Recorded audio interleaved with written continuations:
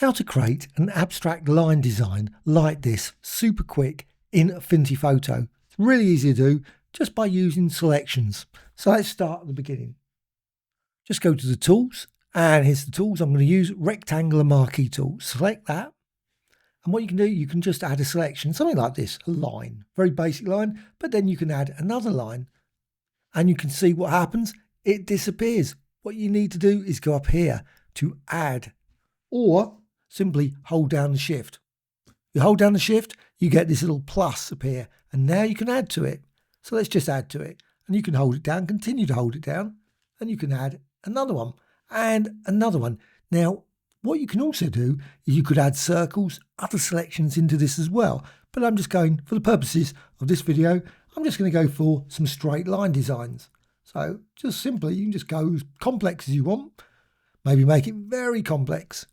Just there, you can add there and so on. You can see the general result of lots and lots of these selections added. And I've got that. Well, at this point, I can't add anything to it.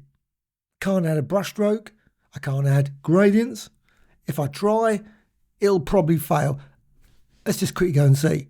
If I go to the gradient tool, select that and apply it, you can see what happens. It just ignores me. Now, some may create a layer depending how you set things up.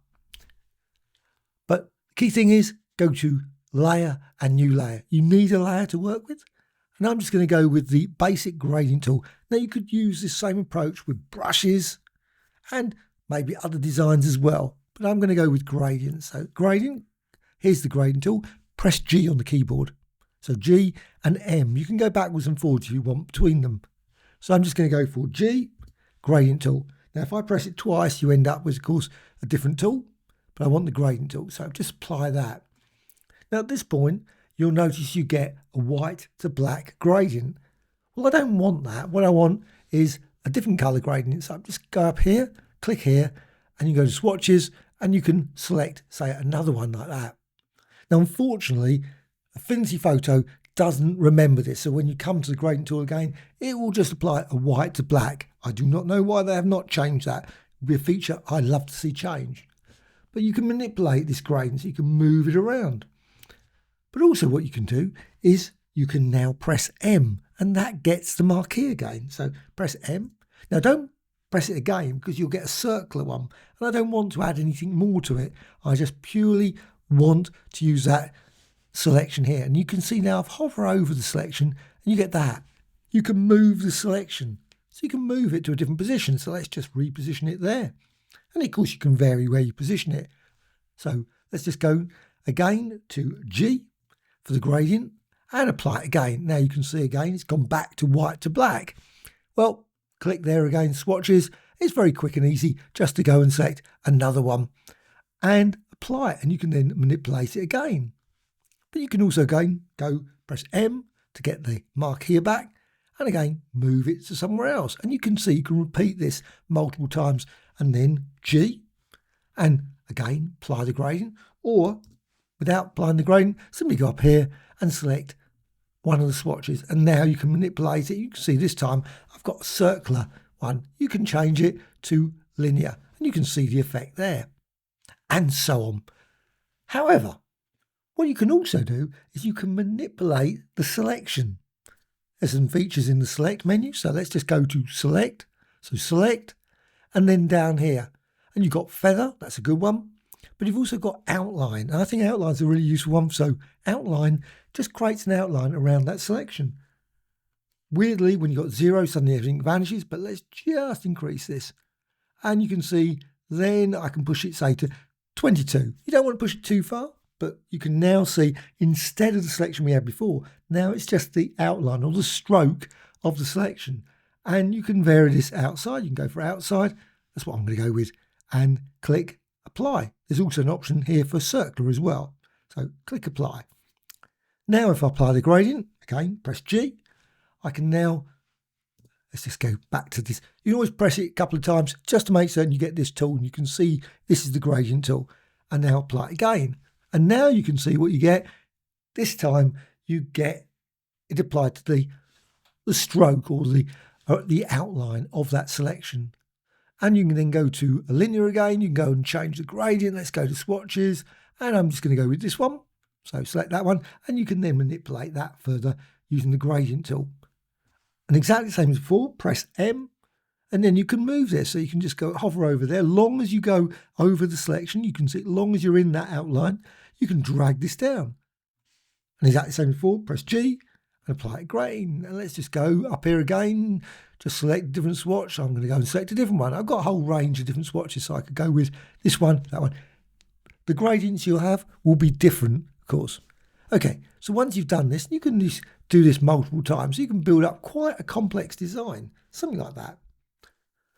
But what you've got is you've got a pixel layer over here made up of this complex gradient. Or you can go over here, just use the move tool, press V on the keyboard, and then you can move this and reposition it. You can see then you move it around. You can also hold down the Alt Option key and you can duplicate this design, and you can see then you can build up very rapidly a more complex design. Maybe repeat that and so on until, also what you can do, you can always resize it. You don't have to keep it the same size. So you can then just resize it, simply go to here and you can see hover over this bounding box. You can just drag. You can also, of course, hover over here. You can see as you hover there, you can rotate this layer. It's exactly the same as all the other layers. You can just, whoops, as soon as you lose it, if you lose that one, you can always go back up here again, make certain you select it in layers. Sometimes it just disappears and then you can rotate it. And then you can see you've got that. Hold down the Alt Option key again and just drag, and you can build up all kinds of complex designs. Well, I'm just going to fill the entire design. Let's just quickly repeat that. Okay, so once you've got that, well, you can merge all of them together into a single design. And I'm just going to do this by selecting all of them over here, all selected. Hold down the Shift so you can select them all. And then go to Layer and Merge Selected. So that will merge all those layers. Now, 99% of the time, it will merge them really well. I have noticed sometimes it doesn't always. So maybe use Merge Visible if you find that a better option. In that case, you'll get all the layers still there, but you will get a Merge Visible that looks exactly correct. So Merge Selected. And in this case, it's done it properly, which is good. And then Move Tool, press V on the keyboard again. Then you can go up here to Layer and New Pattern Layer from Selection. And you can turn this into a pattern. And then Move Tool, you can reposition it. Now, if you don't do the next step, you will see this sharp divide between it. Obviously, it's creating this. Let's just resize the pattern so you can see it. You get this effect, which you may or may not want. Go up here. You need to do this, the mirror. Just turn this on if you don't want that thing, and you got that. So you can see and build up some quite complex designs very, very quickly using this approach. You can also apply, of course, filters. You can always go to Filters, Distort, maybe go for Mirror, Pixelate, all those kind of effects. All a great opportunity for different designs. I'm just resizing this slightly. You can resize it in, of course, lots of ways. What you can also do, it's a layer, exactly the same as all the other layers. And you can hold down the Alt Option key and just duplicate that. And then, again, go over here to Layers with this, obviously 2 layers, both the patterns, so you can resize it differently. They are separate entities. And you can just resize it, then go over here and go Darken, Overlay. And I think Difference creates really one of the most abstract, unusual line designs very quickly, or maybe Hard Mix. Just try them out, but I'm going to go with Difference. Okay, once you've got that, you can merge all those as well. Again, select them all, and then go to Layer, and then down to Merge Selected. All merged into one, and hopefully they all look exactly the same as before. If not, again, use the Merge Visible instead. It does happen sometimes where Merge Selected doesn't exactly end up looking the same. So once you've got this, you can manipulate this further as well. Maybe filters, all kinds of different effects, deform, spherical, ripple, etc. can be added to this.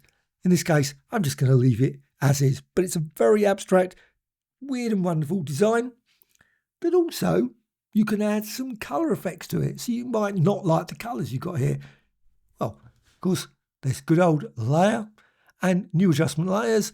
And you can then look down here and say, oh, let's just go for, and I'm going to go with recolor. But you could use HSL, black and white, create a lovely black and white design. but recolor.